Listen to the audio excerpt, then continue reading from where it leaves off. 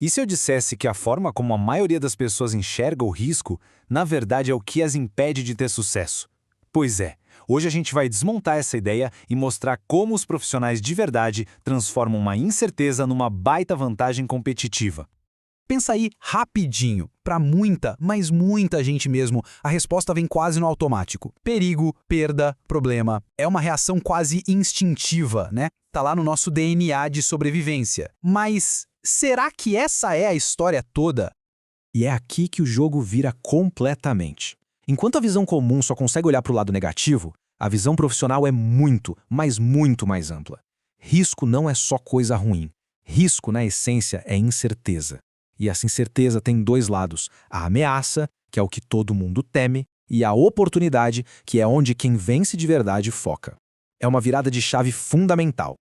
Ok, vamos mergulhar nisso. Para conseguir dominar o risco de verdade, a gente primeiro precisa redefinir o que ele significa.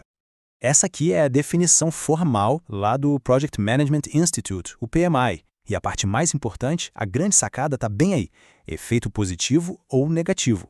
Um risco com impacto negativo a gente chama de ameaça, beleza.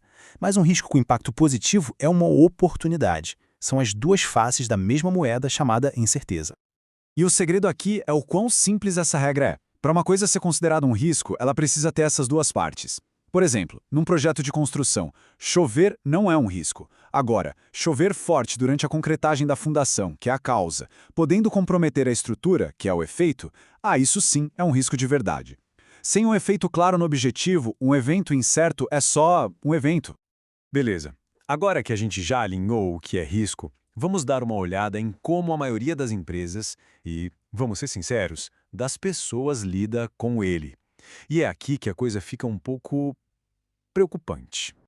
Quem nunca viu isso, né? A empresa monta um orçamento e lá no finalzinho adiciona uma gordurinha. Uma reserva de 10, 15, talvez 20% assim, só para garantir, para cobrir os tais imprevistos. É uma prática absurdamente comum. E essa citação aqui é simplesmente brilhante, porque ela resume o problema todo. Adicionar um percentual aleatório não é estratégia de gerenciamento. É basicamente cruzar os dedos e torcer pelo melhor. É uma aposta baseada na fé e não em dados. E as consequências dessa abordagem são bem sérias, viu? Ela encarece o projeto sem necessidade, o que o torna menos competitivo no mercado. E o pior, essa grana extra não está ligada a nenhum plano de ação. E o mais grave de tudo, essa mentalidade focada só em se proteger de problemas ignora completamente o outro lado da moeda, as oportunidades. Certo. Então, se essa abordagem da fé não funciona, qual é a alternativa? A boa notícia é que existe um método, uma forma estruturada e profissional de transformar a incerteza em controle. O processo é esse aqui, numa versão simplificada do guia PMBOK. É um ciclo bem lógico e super poderoso. Primeiro, a gente identifica todas as incertezas possíveis, tanto as ameaças quanto as oportunidades. Depois, analisa cada uma delas. Aí, cria planos de resposta específicos. E, por fim, monitora tudo de perto. E isso não é algo que se faz uma vez só. É um ciclo contínuo. Então, o ponto crucial é este. O gerenciamento profissional de riscos tira o poder do acaso. Ele pega aqueles medos e esperanças vagas e os transforma em dados, em variáveis que podem ser medidas, planejadas e, o mais importante, sobre as quais é possível agir. Deixa de ser sorte e passa a ser estratégia.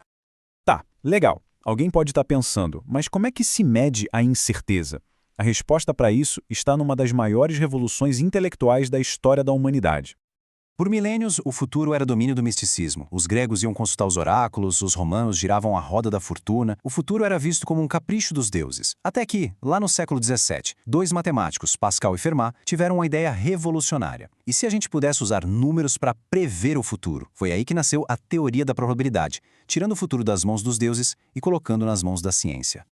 E a ferramenta principal que eles nos deram para isso é o tal do valor esperado. É um conceito de uma simplicidade genial. Basicamente, para colocar um número numa incerteza, a gente multiplica a chance daquilo acontecer pelo impacto financeiro que aquilo teria se de fato acontecesse. Simples assim. Vamos ver na prática para ficar bem claro. Digamos que existe uma chance de 10% de um atraso na licença do projeto, e isso custaria R$ 500 mil. O valor esperado dessa ameaça é de menos R$ 50 mil. Por outro lado, há uma chance de 30% de conseguir um desconto gigante nos materiais, economizando 2 milhões. O valor esperado dessa oportunidade é de mais 600 mil reais. E agora? Agora vem a mágica. Quando a gente faz esse cálculo para cada risco e cada oportunidade do projeto e soma tudo, a gente chega num único número. Um valor que representa matematicamente a exposição total do projeto à incerteza, tanto para o bem quanto para o mal. Bom, chegamos à parte final, onde tudo se conecta. Como é que esse método profissional todo se traduz numa vantagem real, palpável, lá no mundo dos negócios? Esse gráfico aqui diz tudo. De um lado tem o concorrente que usa a abordagem da fé, jogando 20% em cima do custo. Do outro lado, nosso orçamento, que adiciona aquele valor de risco total que a gente acabou de calcular. Na maioria das vezes, o valor calculado cientificamente vai ser bem menor do que o chute. E esse aqui é o grande clique, o momento ahá. Gerenciar riscos não é sobre adicionar uma camada cara de proteção. É uma ferramenta estratégica de otimização. Ela permite que se apresente uma proposta mais barata que a concorrência. E ainda assim, se tem uma margem de lucro mais protegida e muitas vezes até maior. Essa frase, que é o título da fonte que inspirou este material, resume tudo perfeitamente. Entender e gerenciar o risco não é só uma técnica de projeto. É, no fundo, uma filosofia para vencer. E para a gente fechar com chave de ouro, uma reflexão do mestre Shakespeare. O medo da incerteza muitas vezes nos paralisa.